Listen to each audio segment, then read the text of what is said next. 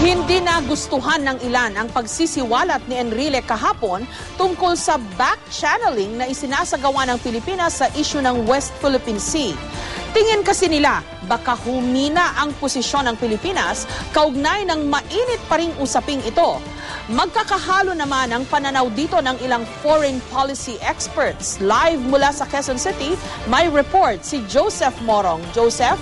Jessica, inulit ng palasyo yung gag order nito kay Foreign Affairs Secretary Albert Del Rosario at dito sana kay Senador Antonio Trillanes IV. Ito ay kaugnay dun sa Scarborough Shoal at yung efforts ng gobyerno natin tungkol dyan. Samantala yung ibang mga foreign policy experts parang natatakot na baka dahil sa nangyari kahapon ay humina yung posisyon ng Pilipinas tungkol sa Panatag or Scarborough Shoal. Pero may ilan naman na ipinagkabit-balikat na lamang ito. Sabi ni Professor Benito Lim ng Ateneo, ay wala naman daw na isiwalat kahapon na hindi pa alam ng mga Chinese.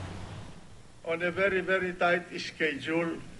Hindi pa rin humuhupa ang bangayan ni Senate President Juan Ponce Enrile at Senador Antonio Trillanes IV. Si Trillanes kahapon pa sinabihan ng palasyo na manahimik na. Yan ay matapos isiwalat ni Enrile ang umano'y back-channeling na ginawa ni Trillanes sa China kaugnay ng Panatag o Scarborough Shoal. Binasa pa nga ni Enrile ang naging laman ng usapan ni Trillanes at embahador ng Pilipinas sa China na si Sonia Brady. You went to China. You asked the ambassador of the Philippines there, Madam Brady, for a meeting, and you said, do not take notes during our conversation. And you called the Secretary of Foreign Affairs a traitor.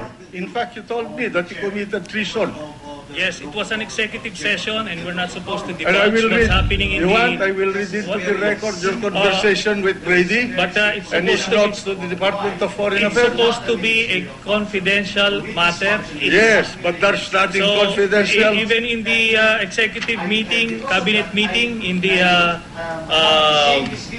cabinet meeting in Malacanang, Mr. President, I will refuse to answer if that's because going you to be the cannot line. answer the No, questions because I'm going it's to ask going you to about be your improper. meeting. 17 August 2012. You cannot take the hit. He's a coward. Sinubukan pang kumbinsihin ni Senate Minority Floor Leader Alan Peter Cayetano na huwag ituloy ni Enrile ang pagsisiwalat ng meeting pero Your Honor, I've been in charge of national security in this country before you were born. And I know what I'm talking about. Si Foreign Affairs Secretary Albert Del Rosario tikom na ang bibig sa issue ngayon.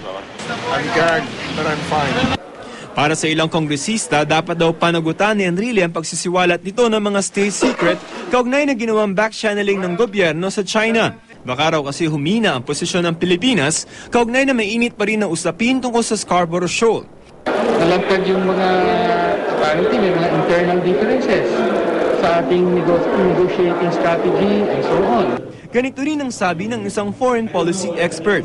When you're dealing with another country, internally you can have discussions, you can have disagreements, you can have full-blown fights over issues of policy. Pero yung discussions na yon dapat kayo-kayo lang. Kung ganyang lumalabas pati yung, kumbaga, you're washing your dirty linen in public o open na open lahat ng discussion mo, ay ultimately, ikaw rin lang yung napiplace at a disadvantage. Pero para kay political analyst at professor ng Chinese Studies na si Professor Benito Lim, walang epekto ang bangayan sa Senado kahapon sa posisyon ng Pilipinas sa Scarborough Shoal. Sabi ni Lim, wala naman daw na isiwalat kahapon na hindi pa alam ng mga Chinese. Sa totoo lang, yung mga sinabi ni Enrile tungkol sa that the Rosario is an amboy and that the Philippines have disagreements over the Scarborough, alam na ng Inchik yun. Okay. So, it cannot do more damage, but why do they have to bring those things out? If we presume na hindi alam ng Chinese, it's bad for us. Sa Scarborough, it will not, one way or the other, it will not make a dent. We will not have any advantage or disadvantage. Because the basis for negotiation is whether we will keep it with yung sovereignty or whether we are going to divide the underwater resource. Yun nga lamang. So you don't think the Chinese were listening yesterday? Kasi they know already. They were listening. They want to know what type of leadership do we have. And then they said, ay, nakakahiya pala itong mga tao nito.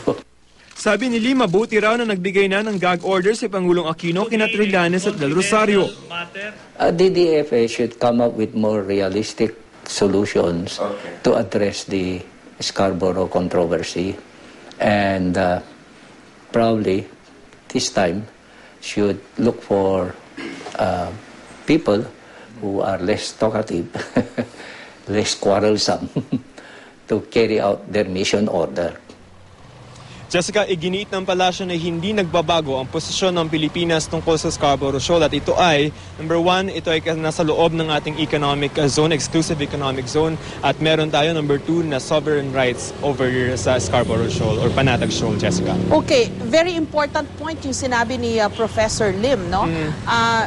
This reflects badly on our government.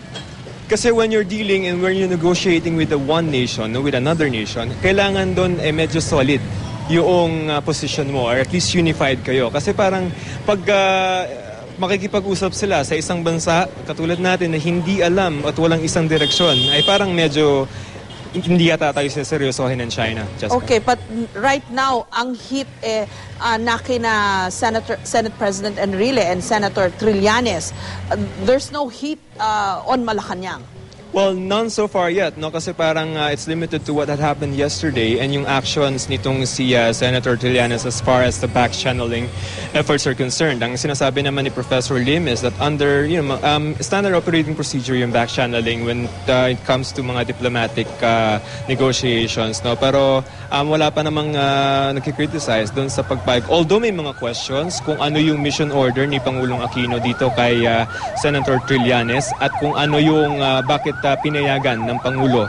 Ano ba yung qualifications? Those questions were asked. Ano yung qualifications ni Senator Trillanes to negotiate on behalf of the Philippines on the back-channeling efforts, Jessica? Yes, and interesting na dapat malaman kung paano, kasi even before Senator Enrile disclosed the so-called notes of Ambassador Brady, how did Malacanang kaya handle or manage itong away ni Senator Trillanes at ni Secretary Del Rosario ng Department of Foreign Affairs? Okay, ang problema kasi sa mga back-channeling efforts, it's better that things are kept in the under wraps, no? Yes. Talagang ito ay mga efforts in the shadows. Talagang pag inilabas mo yan ay parang masusunog yan and there's no point to it, to pursue it kung ganun yan. Yeah, nandun na ako, Joseph. Pero interesting to find out, di ba, how did Malacanang manage the situation between Trillanes and Del Rosario? So far, walang sinasabi pa yung palasyo. May mga questions na parang at what point dumating or pumasok itong si Senator Trillanes, bakit siya pinayagan ng Pangulo, and ano yung, is this consistent with the linya, no, ng ating official line ng ating Department of Foreign Affairs. But those things have not come out in the open as of yet, Jessica. Yes, maraming salamat, Joseph Morong.